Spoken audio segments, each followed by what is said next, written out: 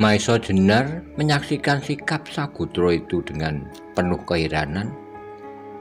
Ia tidak dapat menangkap seluruh perasaan yang bergelut dalam dada orang itu, sehingga nampak sangat menggelikan. Bahwa orang itu tinggi, tegap, berkumis tebal, serta berkulit hitam mengkilap, tapi menangis terseduh-seduh. Karena itu katanya, "Sagutro, agak aneh kelakuanmu itu bagiku. Seorang laki-laki macam kau yang dengan sikap jantan, berani menentang maut, kini tiba-tiba menangis macam anak-anak." "Tuan," jawab Sagutro sambil mengangkat kepalanya, "tak pernah selama hidupku merasakan sesuatu yang demikian mengharukan seperti kali ini. Ternyata bukanlah kekerasan melulu yang dapat menyelesaikan masalah-masalah yang dihadapi dalam kehidupan ini. Meskipun Tuan bermodalkan kekuatan yang tiada taranya, tapi sikap Tuan adalah suatu penguasaan mutlak atas diriku. Seandainya Tuan tidak berbuat demikian, mungkin dalam kesempatan-kesempatan yang ada, aku pasti akan menyerang Tuan. Atau tidak-tidaknya, aku ingin mati sebagai seorang laki-laki sejati. Tetapi sekarang, hidup matiku bulat-bulat di tangan Tuan.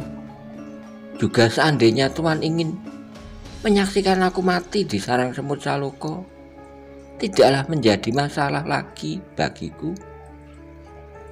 Maesa Jenar terharu juga mendengar kata-kata Sagutro.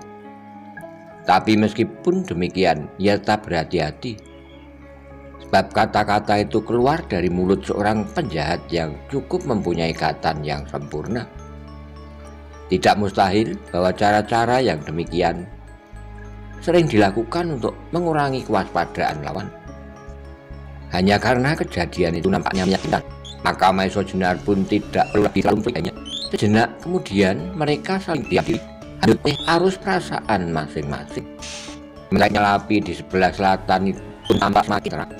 Angin malam pun terasa demikian dingin menggigit tulang.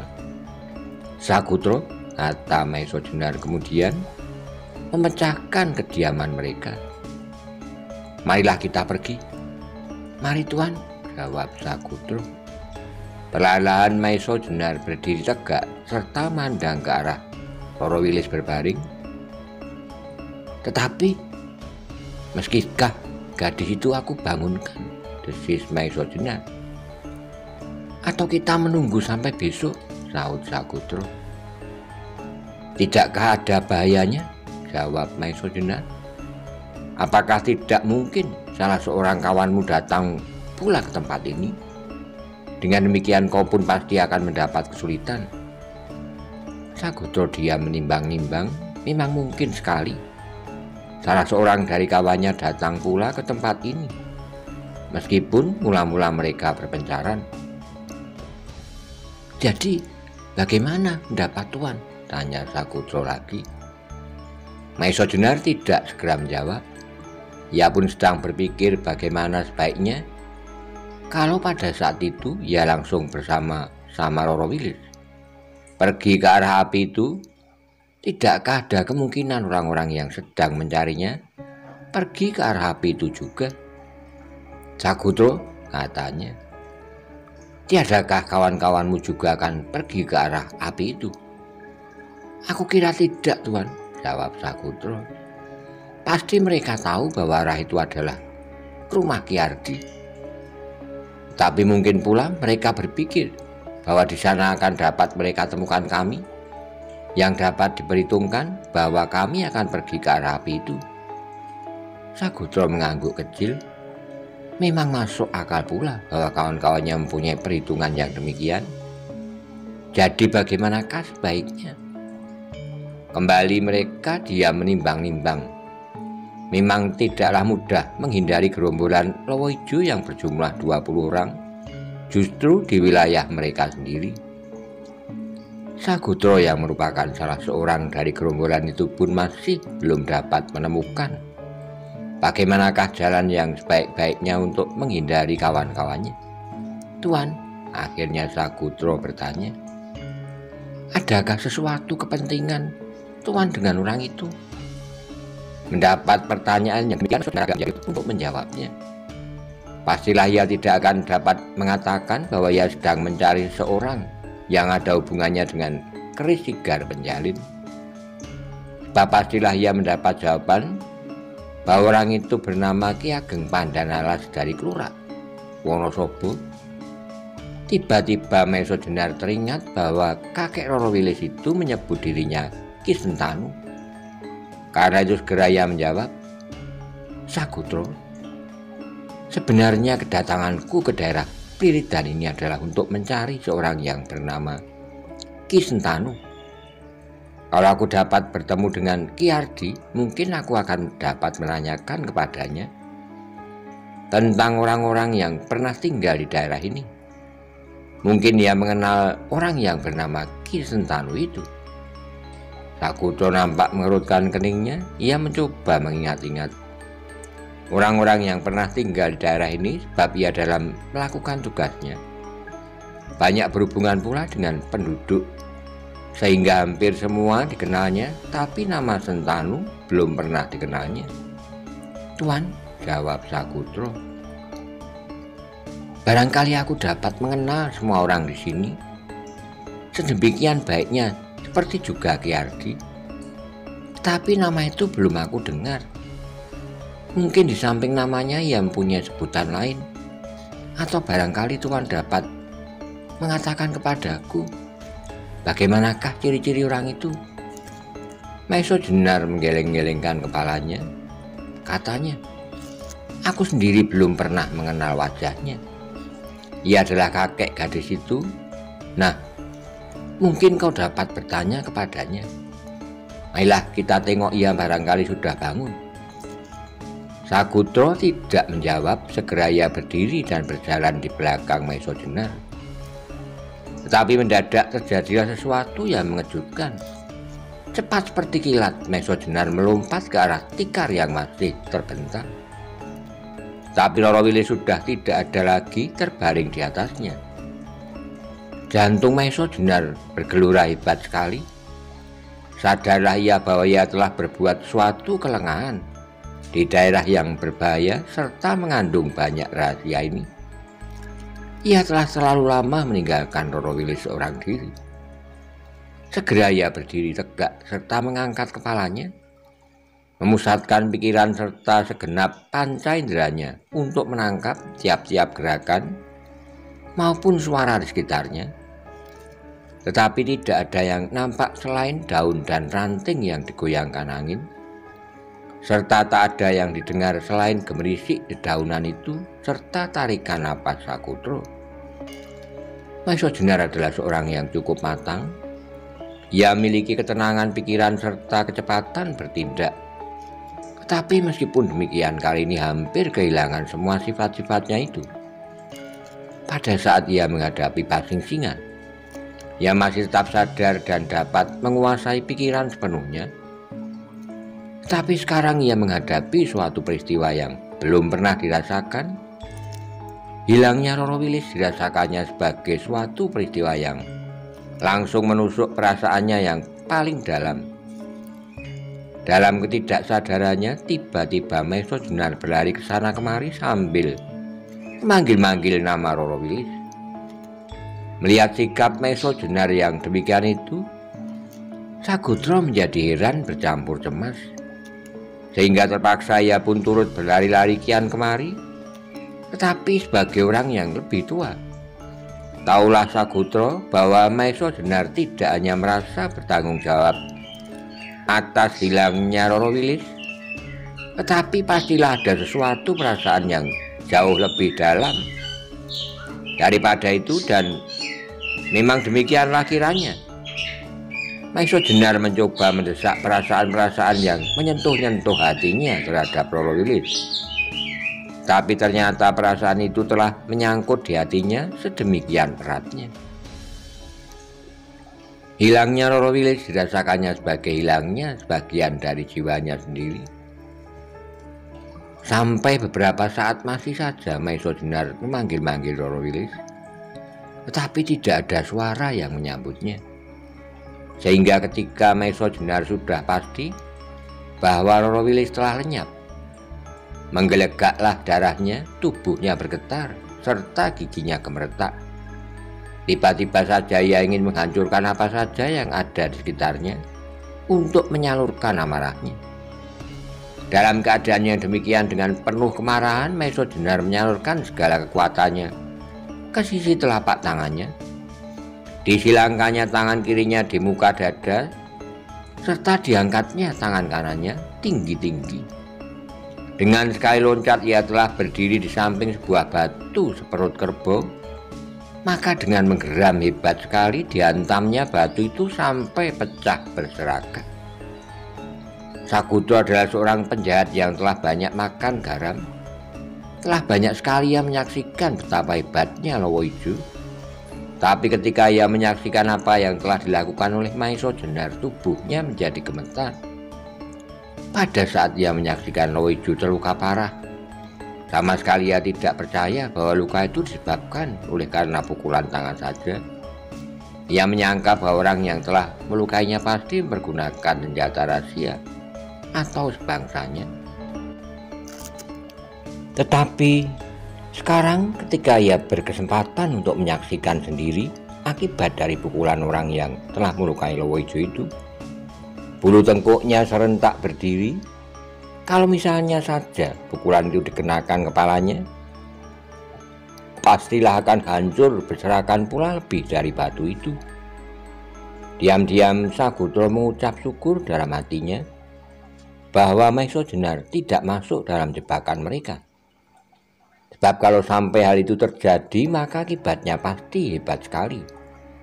Meskipun gerombolannya berjumlah 20 orang, serta diantaranya adalah orang-orang seperti Wadas Gunung, Carang Lampit yang mempunyai kepandaian hampir tingkat Wadas Gunung, Bagolan yang terkenal mempunyai aji welut putih, serta beberapa orang lagi, tetapi sulitlah kiranya untuk dapat menangkap Maiso Jenar.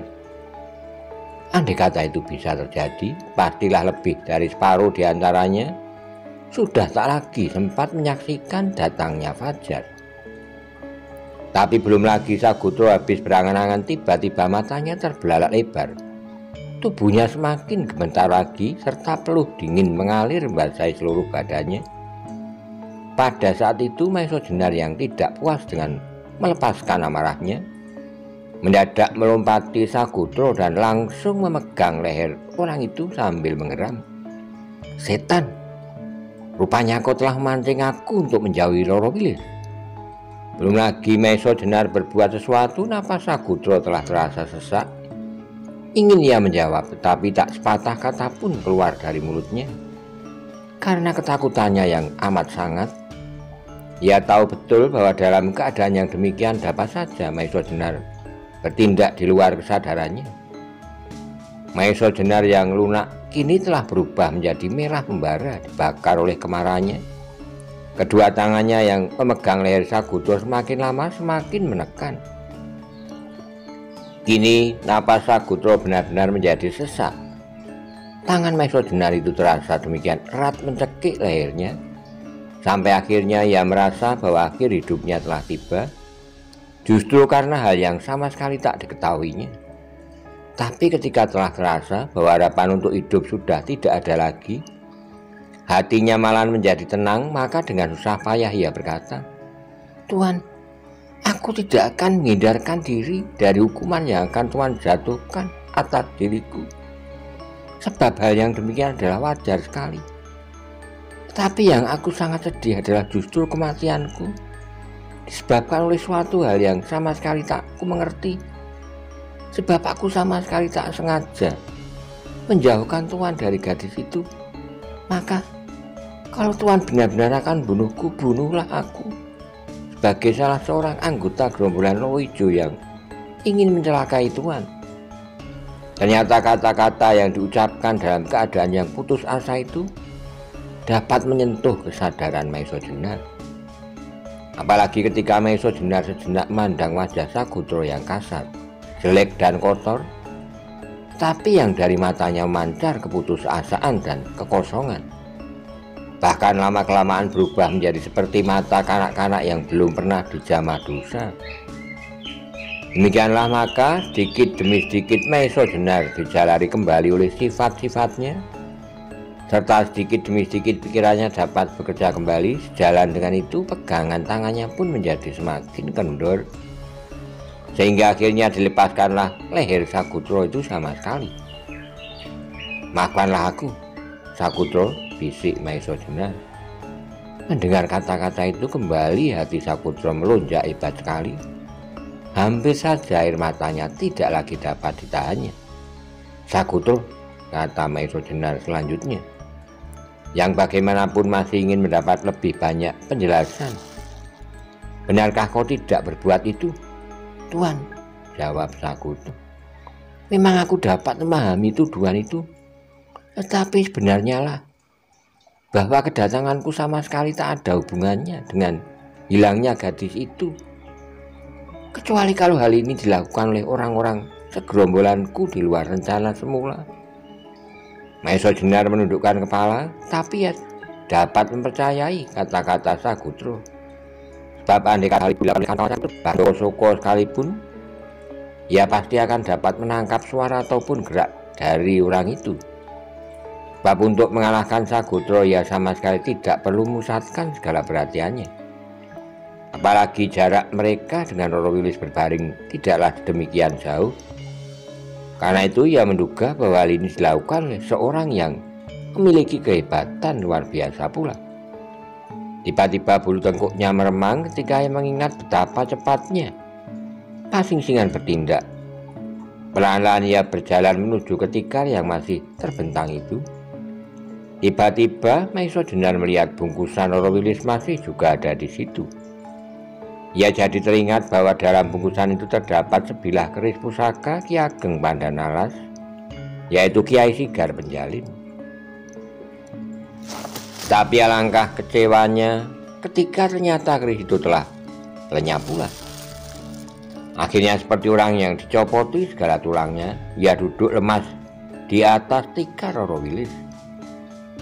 Sakutro yang masih saja mengikutinya kemana ia pergi duduk pula di atas tikar di belakang Maesa Jenar, tapi sama sekali ia tidak berani menegurnya. Angin malam masih saja berembus hilir yang bagi Maesa Jenar terdengar sebagai sebuah lagu sedih yang mengiringi ratapan hatinya. Tiba-tiba saja ia merasa bahwa tanpa disengaja ia telah menguntai butiran-butiran mutiara harapan yang kini telah terenggut dan berderai berserakan. Alangkah dalam luka yang dideritanya. Dua masalah yang sekaligus menghancurkan perasaannya. Bagi seorang laki-laki langsung ia telah dihinakan. Sebuah pertanggungjawaban yang digenggamnya telah dirampas oleh orang tanpa dapat berbuat apa-apa. Dan sekaligus yang hilang itu adalah sebagian dari jiwanya pula. Dalam keadaan yang demikian, tiba-tiba seperti orang bermimpi, Maesa Jenar mendengar alunan lagu Dandang Gulo, Sayup-sayup sampai. Mendengar lagu itu, geragapan Maesa Jenar berdiri. Meskipun lagu itu tidak begitu jelas, tetapi segera Maesa Jenar mengenal bahwa Dandang Gulo itu telah dibawakan oleh seorang yang oleh Pasingsingan beberapa hari yang lalu disebut Pandan Alas. Seperti juga beberapa hari yang lalu, suara itu pun bergulung-gulung berkumandang memenuhi segala penjuru, sehingga sulitlah bagi Maesa Jenar untuk mengetahui dengan pasti arah suara itu. Maesa Jenar segera berdiri tegak, kepalanya sedikit diangkat ke atas. Dengan memusatkan panca inderanya untuk menangkap getaran Dandang Gulo yang lamat-lamat sampai ke telinganya. Pada saat itu perasaan Maesa Jenar sedang bergolak hebat karena hilangnya Roro Wilis. Karena itu seakan-akan Maesa Jenar mendapat suatu tenaga rohaniah tambahan yang cukup besar, sehingga kemampuan Maesa Jenar pun seakan-akan bertambah Dengan demikian, setelah beberapa saat Maiso Jenar berdiam diri, hampir seperti orang bersamadi, perlahan-lahan ia dapat menangkap arah suara yang sayup-sayup sampai ke telinganya itu. Maka ketika ia telah mendapat suatu kepastian dari mana arah suara itu, cepat-cepat ia melompat dan kemudian menyusup gerumbul menuju arah barat. Sagutro bertambah heran menyaksikan kelakuan Maiso Jenar. Di samping keheranannya mendengar suara itu. Karena itu ia pun segera berlari mengikuti Maiso Jenar sehingga mereka berdua seolah-olah sedang bermain kejar-kejaran. Bentar kemudian Maiso Jenar telah keluar dari gerumbul kecil itu, serta dengan cekatan sekali ia melompat ke atas gundukan tanah yang agak tinggi untuk dapat menangkap setiap gerak di padang rumput yang terbuka itu. Bab mustahil kalau sampai ada orang di padang terbuka yang sedemikian itu sampai terlepas dari pengawasannya, yang seakan-akan mempunyai kelebihan dibanding mata orang biasa. Tapi sampai beberapa saat sama sekali ia tidak melihat suatu apapun, sedang suara dandang kulo itu pun telah berhenti. Sementara itu bulan pun telah rendah sekali, hampir sampai ke garis cakrawala. Sehingga malam menjadi semakin kelam, Maiso Jenar menjadi semakin mengeluh dalam hati. Dirasanya betapa picik pengetahuan serta rendah ilmu yang dimilikinya, sehingga dalam keadaan seperti ini sama sekali ia tidak berdaya. Pada mulanya ia merasa bahwa cukuplah kiranya bekal yang dimiliki untuk menghadapi kemungkinan-kemungkinan yang bakal datang dalam perantauannya. Tapi ternyata menghadapi tokoh-tokoh macam Pasingsingan, Ki Ageng Pandanalas, ia tidak lebih dari seorang anak kecil yang baru pandai berdiri. Dengan tidak sengaja Maiso Jenar memandangi bulan yang masih sangat remaja, yang hampir tenggelam di kaki langit. Sinarnya demikian suram, sesuram hatinya.